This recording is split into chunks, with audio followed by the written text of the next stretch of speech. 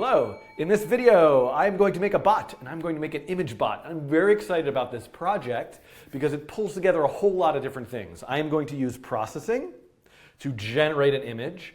I am going to use Node to call processing to generate the image. Then I'm going to use Node to talk to an API, and the API is Mastodon. So one thing you might want to do is I'll refer you to all of my a tutorial series about the basics of making a Mastodon bot. I will start largely from scratch here, but I've already gotten my API keys, and I already have imported and installed this Node package called mastodon-api and this .env package that loads my API keys for me. So that is stuff that I've done in another video. If you want to see that, I'll link to that in the video description, but I'm just going to get started. So what is the first thing that I want to do? Okay, actually, let's go to, so this is my inspiration, TreeBot, made by Alex Navosi for National Bot Making Month. And I am going to try to recreate this. My trees won't be nearly as nice. So the first thing I want to do is I want to use processing. Now, I don't have to. I could find some Node package that does drawing or generates an image, SVG, whatever. But I love processing. It's my happy place. And I'm pretty sure I could get processing to generate a tree. In fact, I don't even have to write the code for this because I have before. So I'm just going to go to examples, right? Isn't it in here somewhere? Topics, simulate. No. Okay, I'll be back in a second. Oh yeah, I'm back. I found it under Fractals and L Systems tree. Oh look, recursive tree by Daniel Schiefman. This is a recursive tree, and as I move the mouse, it changes the angle. So let's alter this code a little bit. Let's say that we don't care about a frame rate. And let's have the angle be random between 0 and 2 pi. Oh, and it's converting it to radians, so okay, between 0 and 360. Oh, and it's doing it over and over again in draw. That's exciting. I'm going to say no loop. So it's done each time I run this. I get a random tree. There's so much more that I could do to the design of the tree, and I'm so tempted to recode the tree, but I'm going to just leave it as is. Maybe I want to not have so many large angles. And there we go, beautiful tree. Okay, so now that I've done that, what do I want? I want my processing sketch to also save, and I'm just going to call it tree.png. So when it's done drawing, it's going to save an image. I've got my code here. This is the code that will talk to the Mastodon service. And what I want is for this code to actually run a processing sketch. But this is Node, this is JavaScript. Processing is Java, and it's like a desktop environment where I hit the play button. How can I possibly do this? Well, the first thing I'm going to do is actually go and save this processing sketch in where my bot is. And I'm actually working in this folder, Mastodon bot 3. You can see in Node modules, bot.js. So I'm going to save it there, and I'm going to call it treegen. So I'm going to save it, treegen. I'm going to make sure it still runs. It still runs. And now what I'm going to do, I'm going to show you a little trick. Now, wouldn't it be nice if I could just execute a command like processing run? Of course, in terminal, in the shell, it's not going to know what that is. But a little known fact about processing, which I have done this in other videos before, but just to start anew again, processing command line. There is actually a way to run a processing sketch command line by saying processing-java, the path to the sketch, and then -- run. But the only way you can do that is by installing first processing.java to your system. So this is installing a command line command to run a processing sketch. So I'm going to do this, install processing Java. I'm going to say yes for all users. It's going to want to use my password. So I'm going to enter my password because it needs to be able to put that where it needs to go. And now I can actually say processing-java. And you can see I get all sorts of stuff. It doesn't know what I want to do, but watch this. I can say, let me just look in here. There is the treegen processing sketch. So I can say processing-java sketch equals. Is that what it was? Let's go look at the sketch equals. Now I need the full path. So the full path, and I'm going to show you a way around this in a second, is this. tree gen, right? This is the full path of that processing sketch. Then I can say dash dash run. Here we go. Magic! It ran it. Look, there's the processing sketch. This is really cool. Now watch. What's exciting about this, and it's bothering me that the background isn't 51, which is very important. I can actually quit processing completely. I don't need to have processing open and still do this. Look at that. There it is. There's my tree. Beautiful. But I actually do want to have processing open because I've got a little bit of a problem here. And we can see here, look, that image is there. It's now saved. What I want to do is go back and open this again. Open, open, open, open, open. And I want to add one thing. Like I want it to go away. So I actually want to say after I save it, exit. And I'm also, this is going to be helpful for me later. I want to say print line tree generated. You'll see where this comes up later. Okay. Now, quit processing. And now I'm going to run this. See it? There it goes. Oh, finished. Tree generated, finished. One more time. There it is. Oh, finished. Okay. This is really exciting because there's so much stuff you could do. Now, here's the thing. I am executing this command via the shell, but I want Node to execute it. How can I execute it in Node? And it turns out there is a way to execute any generic shell command from Node, and it is with the child process package. So if I go to child process, you'll see here that there is a method called exec. Child process.exec spawns a shell and runs a command within that shell. Truth of the matter is, it might be useful to use this exec sync because I'm going to want to, sync means synchronous, meaning wait until it's done to go on to the next thing. But I've got a crazy plan here. I want to do asynchronous stuff with ES8, this await and async function that you may or may not have heard about. So I'm going to use this one, exec. So what I need to do is in my Node code, I need to say const exec equals require. And where was this? It is in child process.exec, child underscore process. No, there's no, yeah, that's right. Huh? Oh, .exec, yes, I'm confused.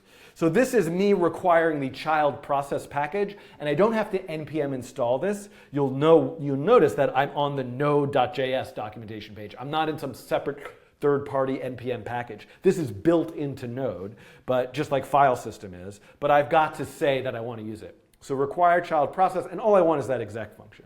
So now there's no reason why I can't just say exec and then pass in what?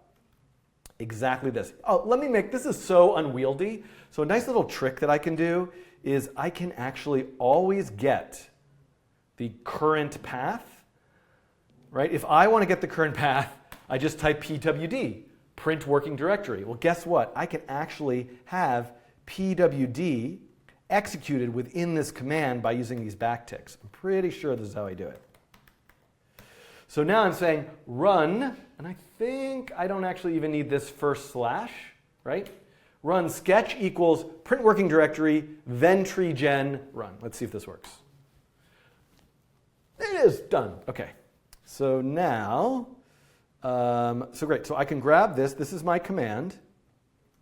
We're going to get to that, the Mastodon stuff in a second. Constant command equals, let's just put this in a variable like this.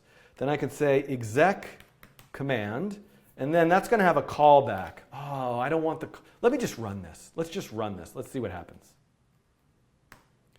Node.js. Hey, look what happened. It made it happen. Now here's the thing. The next thing I was going to do is add a callback. But I'm turning over a new leaf. I'm turning a new page in the book of JavaScript. And I'm a kind of person who uses promises.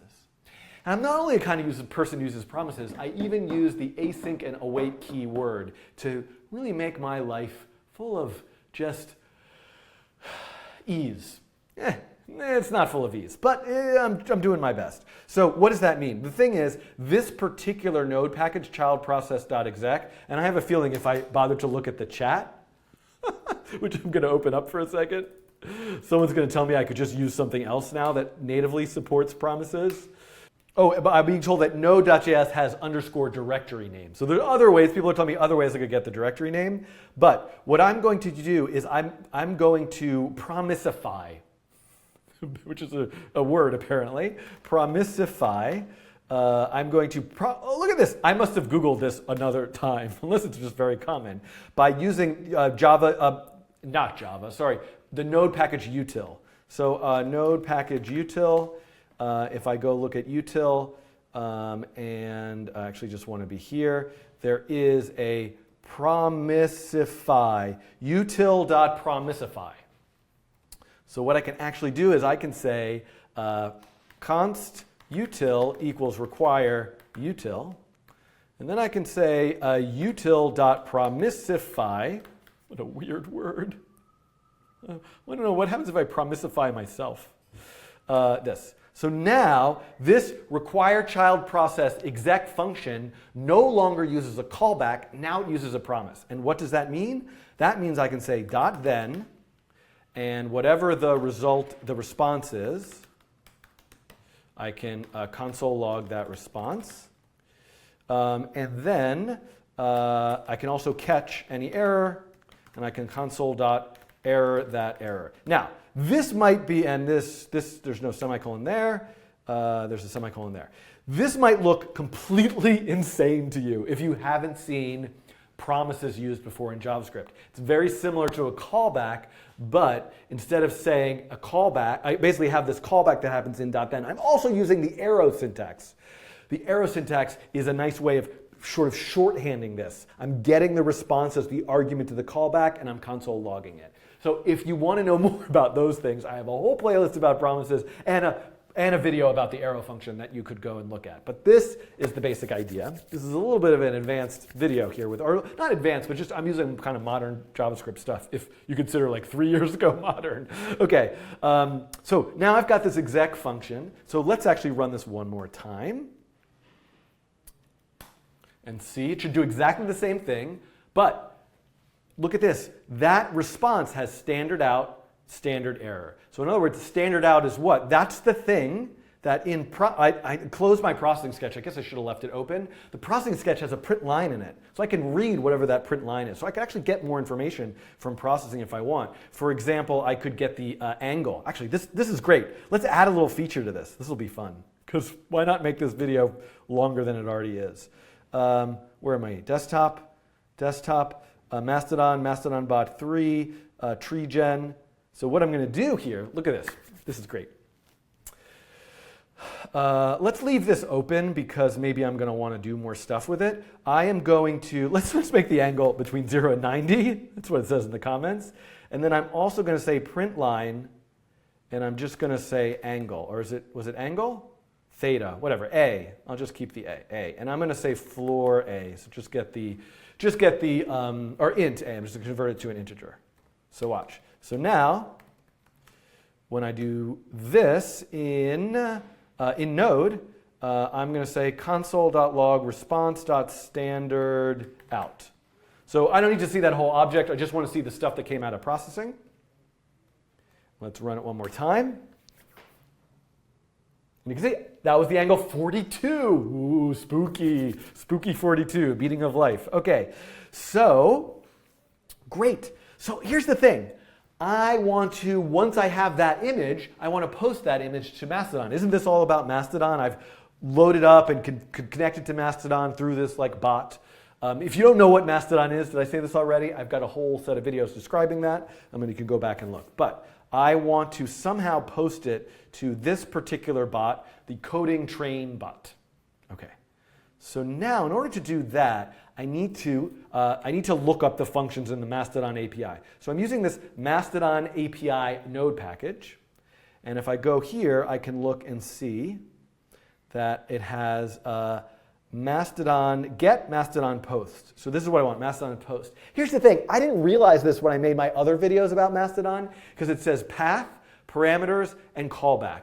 But guess what? This supports promises. So I actually am going to do this without a callback, with promises. I'm going to break this out. And didn't I say I was going to use async and await? I was going to write it with just that, but I think I have to start a little bit. I'm going to go a little bit further with the full promises syntax, then I'm going to clean it up with async and await in a second. So now, there's no semicolon there. So now what I want to do is I want to basically say this. I want to post the image, and I want to return this. Because if this returns a promise, guess what I get to do? I get to say .then response and have another function, right? So this is the idea of chaining promises. And this is what, in theory, I mean, basically, the whole theory of this is to avoid callback hell. And really, we're just in promises hell. It's all hell. But eventually, we will float into the clouds and feel like we're like butterflies on wings or something. I don't know. Okay, so if I return the post that I want to do when that's done, so I'm executing this command, when that's done, then do this. And then when the next promise is done, then do this. All right, so what do I need here? The path. So the first thing I need to do, what's weird about, and actually it might be worth just taking a minute to like write these steps out, because it'll make it more clear. I want to exec processing. That's 1. Then 2, I want to upload image. And then 3, I want to toot. Right, so this is the same thing for the Twitter API. It doesn't work that you just, if you want to tweet an image, you don't just simply send your tweet along with the image. You have to first upload the media, get that path to the media, and then you can tweet with that media referenced. So this will actually return an ID for the media, and then as long as I attach the ID to this. So this creates output.png, this creates an ID, and then I use that ID here, and then I'm done. Then we're just like done. This is the three-step process. Each one of these returns a promise. So when do this, then that. All right, that's the process I'm working with here. All right, so so the path. So let's go to the Mastodon API docs, and I'm actually looking for media. So we can click here, and this is what I want to do. I want media upload. I think media upload is just this. I post to here, and then these are the things I need to send. Okay, so file, description, focus. Let's look at that. Okay, so I'm going to create some parameters. Oh no, I'm up here. I'm going to create some parameters, and I need the file, which is presumably output.png, and this is not exactly right yet. I can't just put the file name there, but I'll get to that in a second. Then I want the description. Now the description is really important. This is not the text that is going along with the actual post. What this is alt text, alternative text. This is for accessibility. So somebody who is blind or with low vision, who is using a screen reader, instead of seeing this image, would actually hear this description. So I would say a randomly generated fractal tree. Oh, and I want to get, I'm going to say const angle equals response.stdout with, and then, and I need to use the new thing that I always use now, which is template literals for strings with angle. So this would be the description. And then there's one other. So the file is required. The description, it says, is optional, but it really shouldn't be optional. You should be using alt text for accessibility. And then focus, this really is optional. I am assuming, actually I have not tried this yet, but I'm assuming this has to do with where the crop is if it's showing a preview image, something like that. Okay, so then I can say, so this is done, and then path, and then those parameters. I guess this could be an array. Oh, path. No, but okay. Path. Oh yeah, the path is media. Sorry. I'm posting to this path, the media path of the API. So almost there, but this actually isn't correct. It doesn't work. The API is not going to just accept a string of the file name and figure out how to like read that file and post all the data of that file to the server. What I actually need to do is give it a readable stream. And if and so the code for doing that, it's part of the file system package. So I need to actually also require that, and we could look up the documentation for it, but I happen to know it, I think. So I need to say, I'm going to say constant stream equals file system create, there it is, read stream, autocomplete, thank you, output.png. Oh, and this actually isn't even right because guess what? Remember, output.png was saved in the processing sketch, which is the folder treegen/output.png. So now this is the stream, and this is the description that goes with it. Okay, and then I want to make sure this worked, so I want to actually console log the response.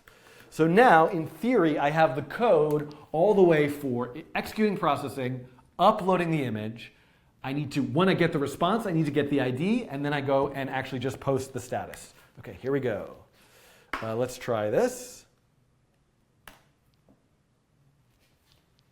Unhandled stream error in pipe. No such foul. No such foul. No such file. Oh, it's not called output.png. I called it tree.png. Okay, let's try that again. Finished, and great. So look, this is all the stuff that I got back. Now it's kind of too much stuff for me to like look through. Oh, what a pain. Did this actually work? My goodness, craziness. But this is all I care about. There's more important stuff. There's more stuff, tons of metadata about the image that you just uploaded, but all I really need is data.id. So let me just go here and say console log response.data.id.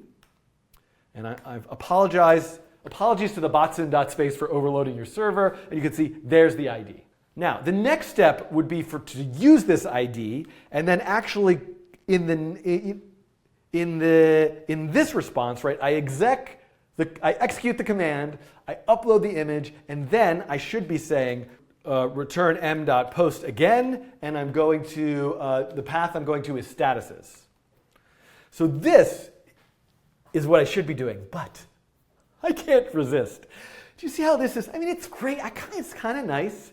Start the promise chain, then do this, return a new promise, then do this, return a new promise. And if any error happens anywhere in here, catch. So why not? But this is the thing. Now there is a way. There is a new way for me to write all of this in what feels more sequential, more synchronous, in fact, and with less kind of indentation and brackets and stuff. And that is using this async and await syntax. So what I'm actually going to do is I'm going to write a function. I'm going to call it tutor, or just toot. And I'm going to modify this function with the keyword async.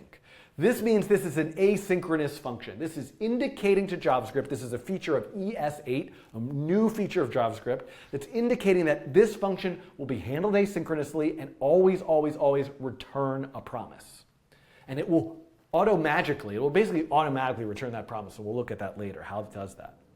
So in other words, I want to do the same thing. Like what I want to do here is I want to say execute the command, right? These are the steps. And then I want to say post the media. Post the media. The nice thing about using this syntax is I don't have to separate it out with chaining these .thens. I can actually just use the await keyword. What the await keyword means is don't go to the next line of code, await the end of this function. So if I have a bunch of asynchronous things, if I package them all together in an asynchronous function, I can write them sequentially as line after line after line, and essentially, I'm going to have some other params here. So this is, basically I get to write it like this. Now I need to do stuff in between, that's the thing. Like for example, this returns a response, and then what I want to do is get the angle and create the stream. So this goes here. So this is my step 1, right? Execute processing. Look at it, it's just exactly like this. Now I have my step 2, where I need to create these parameters that are getting passed in. And by the way, I don't have to make a separate variable. It could be embedded right in here, but it's just sort of like a little bit, for legibility, I'm making it something separate. And so I'm now going to say basically step 2 is upload media, and that's going to have a response. And then what do I need? I need to get the ID out of that. And then I am now going to say step 3. And by the way, I suppose if I'm being accurate about this, this is all, I suppose this is part of step 2. I don't know. It doesn't really, this is a little bit silly what I'm getting myself worked up about. But which line of code is part of which step? I don't know. But step 3, and maybe I'll name this params1 just for, I don't know why. Why not? To have them have different variable names. Then step 3, which is params2, I want the status to be, and this is, I'd have to, I think I know what it's supposed to be, but behold my beautiful tree with angle, and then I should use the string literal, the template literals again, degrees. And then I need, so this, okay, let me look this up in the Mastodon-api docs. Okay, I found it. This is the API, this is the path statuses for posting a status, and this is the text of the status. There are other things you could do here that I've talked about in previous videos, but this is what I want, media IDs. Now notice this is an array. It's an array of media IDs because a particular status could have, and it says here maximum 4, more than one image associated with it. So you can upload more than one image.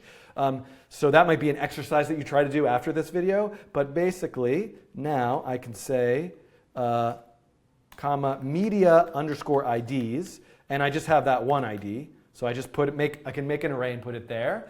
And then this has to be statuses, params, and then what I can do is and this is the response, and I can just now say return response. So if we could look at this all together, I think I have to make this like a tiny bit smaller for you to see it. Can I fit it all in one nice place? Look at this. Look how beautiful this is. It's almost like I've written this code in a language like Java or C that's like perfectly synchronous and linear and procedural. Because what I'm saying is, await executing this command, then do some stuff, then await uploading the media, then do some other stuff, then await posting the actual status, and when you're done, return. And guess what? If I now say, let me make this bigger again, whoops. If I say toot, guess what? This toot function that I've written async, remember when I said it natively returns a promise? Well, by the way, I said return right down here. So this thing right there is the promise it's returning. And I could configure my own object, which could be kind of interesting. Like what if I said return, I could just say something like success true and status, status, behold my beautiful tree, whatever. And I could just say angle, whatever. I could put like angle and then that angle there. So I could actually configure an object and I could pull stuff out of the response there. I could return that, and then I would say then response. I can't spell today. I mean, I can never spell. Console.log, that response, catch any error, console.error, error. And this needs a period here. And I need to hit save, and something's wrong. Oh, there's too many dots. Too many dots, Mozart, too many dots. Still too many dots? Okay, it's not too many, it was too many dots, but I fixed that. The issue is the dot goes on the next line. That's the convention. That's what it's looking for. There, now it's formatted the way I want it to be. So I still have to engage, oh boy, with this idea of a promise, but I can basically wrap that all into this one asynchronous function. And people in the chat are telling me I don't need to do the then and catch in this way because I could actually put a try and catch inside of here. But one step at a time.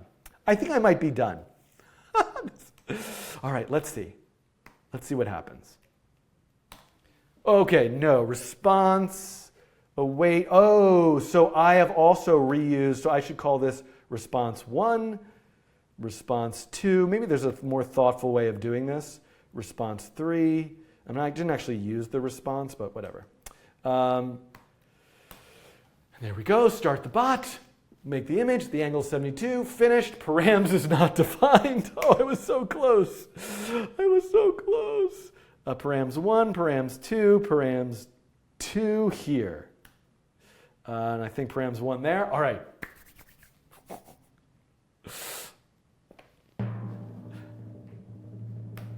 Feeling pretty confident.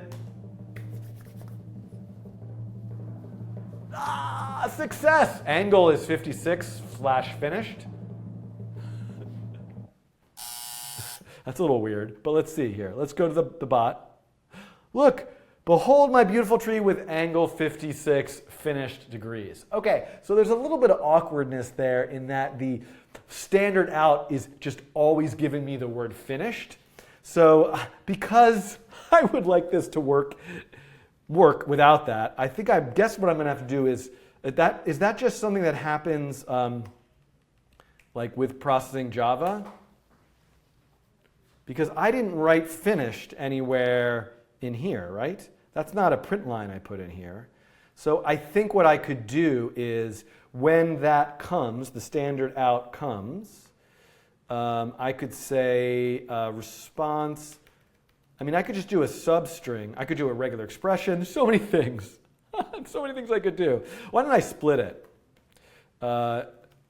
Out equals response standard out split, and I could just split it by the line break, right? Because finish comes after the line break, and then, I can just take the first one. So this split is a function that takes a string and splits it up into chunks based on a delimiter, and you can get really fancy with that, but I think, and then this should just be out without the cap locks. I mean, I should really test this, but I'm going to have to just rely on the fact that I think I wrote that code correctly. That's my way of testing it. Let's run this one more time. Undefined true, angle 55. What's that undefined there? I liked seeing that. Oh, there we go. Behold my beautiful tree with angle 55 degrees. What was undefined? What did I console log in an undefined way? Console log response standard out. Was that it? No. No, that's 10 finished. Wait, if it was 10, why did this become 55? I'm so confused. Let's be a little more methodical here. Oh, because, huh? Oh, what am I looking at? Oh, I did. It does it twice. I didn't have it happening twice. Let's take that out. Apologies, everybody. This thing is happening twice because I had the old code in there. I mean, I'm just going to delete that. Throw caution to the wind. What a little mess here. Okay, that's weird that it did that twice. I'm so confused. Okay.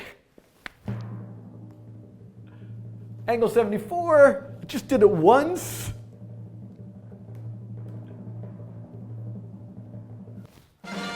There we go. Okay, one more thing that I need to do, just so this becomes a true bot, is what I want to do is I want to say set interval and have it do this thing that it just did there.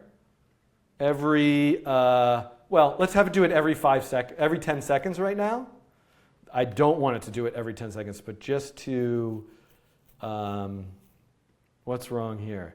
This is opening the function. That's closing it. No, there's no parentheses there. That's the end of the function. Then this. Then this. We're good. We're good. This is it. Oh, but look how weird. I don't like this at all. This is making me crazy. I'm gonna do this. I mean, it's so silly. Function tutor. And then I'm gonna put, this is like, I'm a ridiculous person. I'm gonna put this in. Oh, no. Oh, help me. Help. I'm gonna get this. I'm going to put this, and then I'm just going to name my function. Forget about this anonymous stuff. This is what I want, right? I have a separate function which calls my asynchronous function, does the then, the catch, and then I'm going to have that happen every 10 seconds. Okay. By the way, someone in the chat, K1NG Julian, is asking, would it be possible to ask the bot to create a tree with a specified angle? Yes, and that is what I'm going to do in a follow-up tutorial. You'll see that in the next one. Okay, here we go.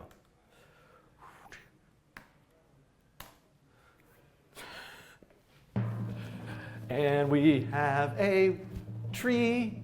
Oh no, I forgot it's gonna wait. So one thing about set interval, which is, I mean, it works. Okay, I'll just keep going now. Set interval will not execute that function immediately. It will wait the amount of time before doing it the first time. But now we did it twice every 10 seconds. First one was angle 44, and the second one was angle 28. We can wait 10 seconds. You can watch this video for 10 more seconds. We can also speed this up now, let it happen like 4 or 5 times, but I think that's good. So let's just go and check here, and we can see 83 degrees, 28, 44, there we go, and 44, 28, 83. 44, 28, 83. Wonderful. Okay, so this is working. Now, of course, I don't want to leave it like this, right? Having a bot post every 10 seconds, no one wants to follow a bot that posts every 10 seconds. Maybe I wanted to just once a day it's going to do. Maybe once an hour might be the maximum, the most I would do. But if I want to do it once a day, it would be 24 hours times 60 minutes. There's 60 seconds in a minute and 1,000 milliseconds in a second. So this would now be, but I wouldn't want it to wait a whole day. So I probably want to call it once. So I'll call it once, then set the interval. And I'm sure there's a more elegant way to do that all of you will someday write in the comments. And here we go. And node bot.js. Here we go. It does the first one. And then now we're going to wait here. 24. We're going to wait 24 hours. I'll wait. Yes, we'll wait. And then in 24 hours, I'll still be standing here. I can take you go home, have dinner, go to sleep, come back, this laptop would still be here, and it would do the next one. We're just going to have to believe that that's going to happen. Again, there is a question of where would I actually want to deploy this? I've got to talk about that in a separate video, but just the quick answer is you're going to want to find a server. Maybe you have one through a hosting company. Maybe you happen to have a computer that's always on in your home, a Raspberry Pi that can act as a server, but you need somewhere where you can just let it run over and over again. Forever. Okay, so thanks for watching this video, making a Mastodon image bot. And what I'm going to do, I want to do one more tutorial because how would you do it so that if someone mentions the bot, let's say with an angle, then the bot replies back with a tree with that angle. Let's see if we can make that work. That's going to be fun. Okay, see you in the next video.